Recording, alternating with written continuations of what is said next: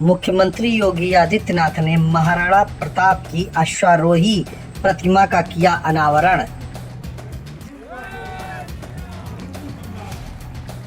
इस दौरान मुख्यमंत्री योगी आदित्यनाथ ने कहा कि देश व समाज के लिए जातीय भेदभाव, छुआछूत महापाप है। ये वे कारण हैं जिनसे स्वदेश स्वधर्म पर संकट आए, देश गुलाम हुआ, धर्मस्थल नष्ट हुए। स्वदेश व स्वधर्म की रक्षा के लिए आज राष्ट्र नायक महाराणा प्रताप के त्याग व बलिदान से प्रेरणा लेकर आगे बढ़ने की आवश्यकता है। देश व समाज को एकजुट व एक जातीय भेदभाव से तिलांजलि देना चाहिए। यह सबका दायित्व है। आइए देखें मुख्यमंत्री योगी आदित्यनाथ ने और क्या क्या कहा।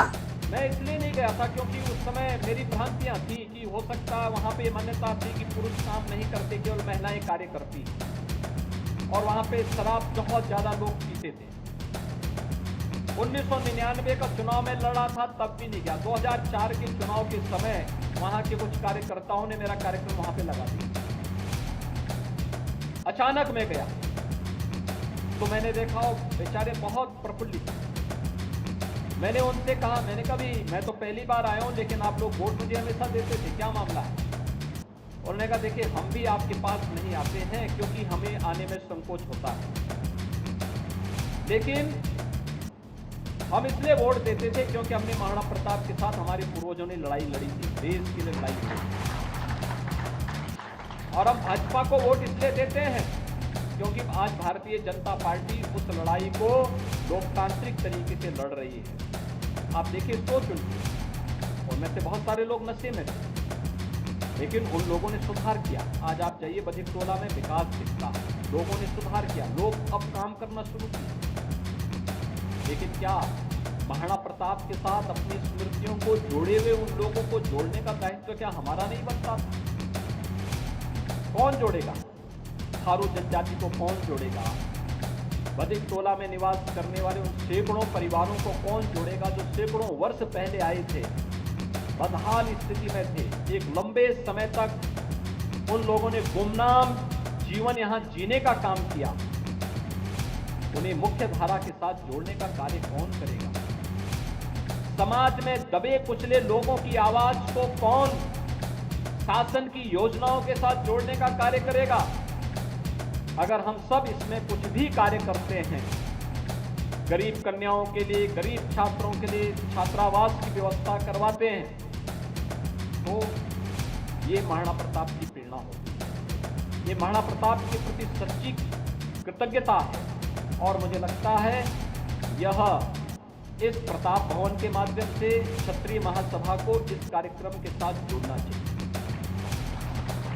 जातीय संगठनों की तरह हम लोग भी अगर आचरण करने लग जाएंगे, आप लोग भी आचरण करने लग जाएंगे, तो फिर आप अपने महापुरुषों के साथ अन्याय करेंगे। हमारा दायित्व है उससे अलग हट करके सामाजिक चेतना को जागरूक करने का कार्य, एक नायक को सामने रख करके, उस नायक को सामने रख करके, वह नायक जाति का नहीं राष्ट्र का है, और उसकी प्रेरणा से लेकर के हमें कार्य करना है। यह अभियान हम सबका दायित्व बनता, पूरे समाज को जोड़ करके एक नई चेतना के साथ कार्य करना, और यही नेतृत्व का गुण भी होना चाहिए।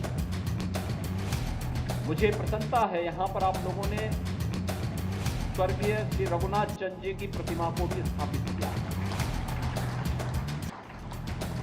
स्वर्गीय रघुनाथ चंद जी कई बार वहां गए थे, मेवाड़ की यात्रा उन्होंने की थी, हल्दी घाटी में भी गए थे, और इसमें उन्होंने लेखनी का काम भी किया था।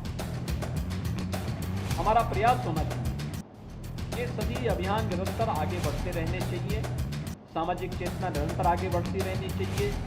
अलग हट करके कुछ नयापन हम लोग करें, और जातीय संगठन के आधार पर नहीं बल्कि सामाजिक संगठन के रूप में समाज के हर तबके को जोड़ करके अगर हम कार्य करेंगे तो ये सम्मान आपका बढ़ेगा।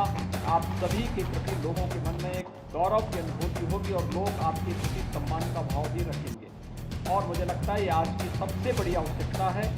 मुझे बहुत प्रसन्नता है कि महाराणा प्रताप की इस भव्य और दिव्य प्रतिमा को, यानी पूरी प्रतिमा ही मैंने देखा यहाँ पे कि ये केवल एक सामान्य पत्थर नहीं, ये तो अपने आप में ग्रेनाइट की एक भव्य प्रतिमा है। ब्लैक ग्रेनाइट की प्रतिमा तो है ही, लेकिन ये अपने आप में ये प्रतिमा बहुत कुछ कह देती है आपके योगदान के बारे में और इन कार्यक्रमों के बारे में।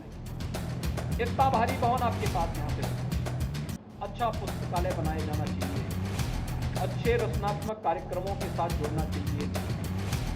अच्छा होगा राष्ट्र नायकों के प्रति।